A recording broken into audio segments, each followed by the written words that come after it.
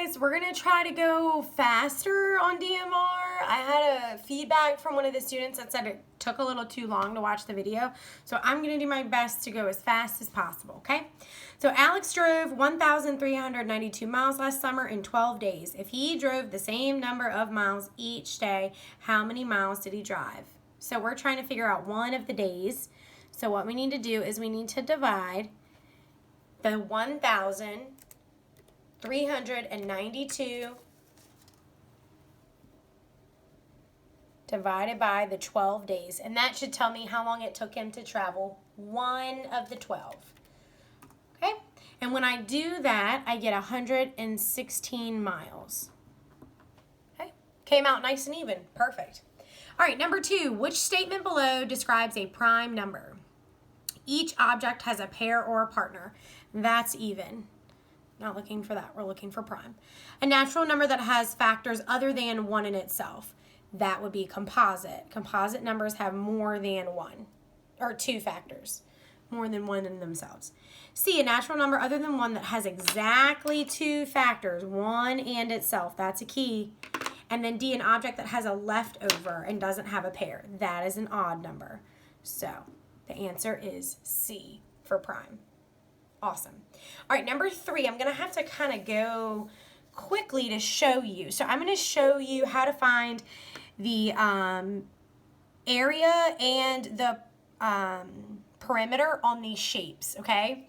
So an area, you can just count the squares. Okay, area is the space that the whole thing takes up. The perimeter is the rim around the shape, okay? So, for example, this shape right here has 1, 2, 3, 4, 5 squares, okay? So we'll just go through and do the area, okay? This is referring to this shape, okay? This area is 1, 2, 3, 4, 5. And then we'll find the area of this one. 1, 2, 3, 4, 5. Wow. So they all 3 of them have the same area. So I'm going to go ahead and highlight that. All 3 shapes have the same area. They are all made up of 5 squares. So we can go ahead and mark out all 3 shapes have different areas. That's not true. And only 2 shapes have the same area. That's not true. Okay? We just found out that they all have the same area. Now, when you're finding perimeter, you have to count the sides all the way around the rim. Okay? So I'm going to start with this one right here. And I'm going to make a little hash. 1, 2, 3, 4, 5, 6, 7, 8, 9, 10. Okay, I want you to look at what I did so that you can use that strategy on the next one and we can go a little bit faster, okay? So for this one, 1, 2, 3, 4, 5, 6, 7, 8, 9, 10, 11, 12. Okay, make sure you get every corner even when you turn, okay? And then for this one, 1, 2, 3, 4, 5, 6, 7, 8, 9, 10, 11, 12. So 2 of them have a perimeter of 12 and then 1 has 10.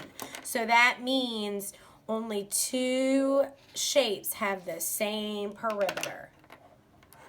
Okay, 3 of them don't have the same and they don't all have different ones. Okay, so those are your 2 right answers. Hope that was helpful. We didn't get to area and perimeter yet in 5th grade, but you may have had a little bit of experience with maybe perimeter in 4th grade. So hopefully that wasn't too challenging, okay? Number 4, it said estimate. You can go ahead and just solve. It says solve to find the quotient of 327 and 8. Quotient means divide, okay? I want you to use not use a calculator unless you're checking, okay? So we're going to do this one out. Can 8 go into 3? No. Can 8 go into 32? Yes, 4 times. Okay. Okay, 4 times 8 is 32, so you get a remainder of nothing. Bring down the 7. Can 8 go into 7? And this is where I want to remind you of what to do. We're not going to get a leftover here. I guess you could if you wanted to. You could do 8 cannot go into 7, so you would have 40 remainder 7. I will accept 40 remainder 7. But here's how you turn your remainder into a decimal. What you do is you put a decimal right here and you add zeros, okay? Because 327 really is 327 and no change, right? It's just whole dollars.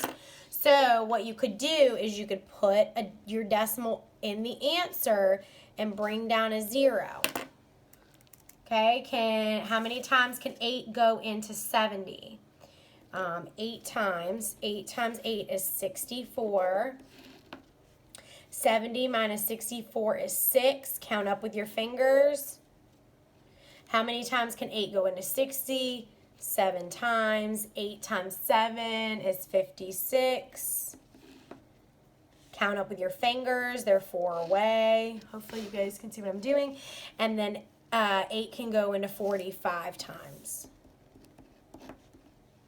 Wow, that came out really nice. So really, the answer is 40 and 875 thousandths.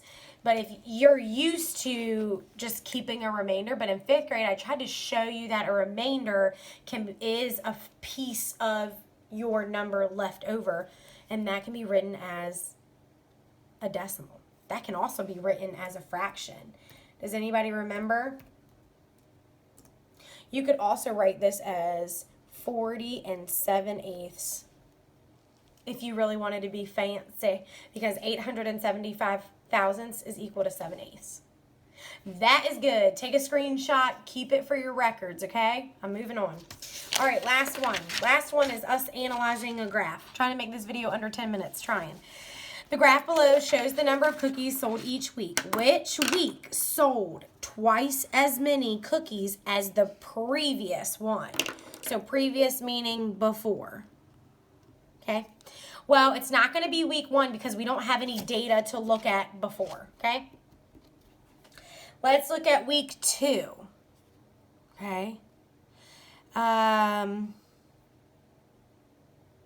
Which week sold twice as many cookies as the week before? Well, from week 1 to week 2, there's a decline in number of cookies sold. So it's number 1's not going to work.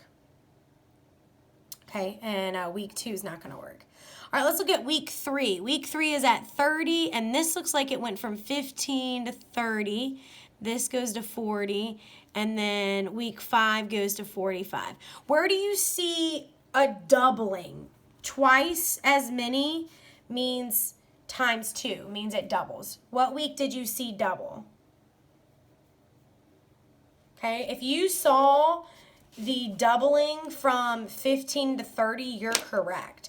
So week 3 is the week where twice as many cookies were sold from the previous one. Does that make sense? 30 is 2 times as much as the week before. So week 3 means they doubled their sales, which that's awesome.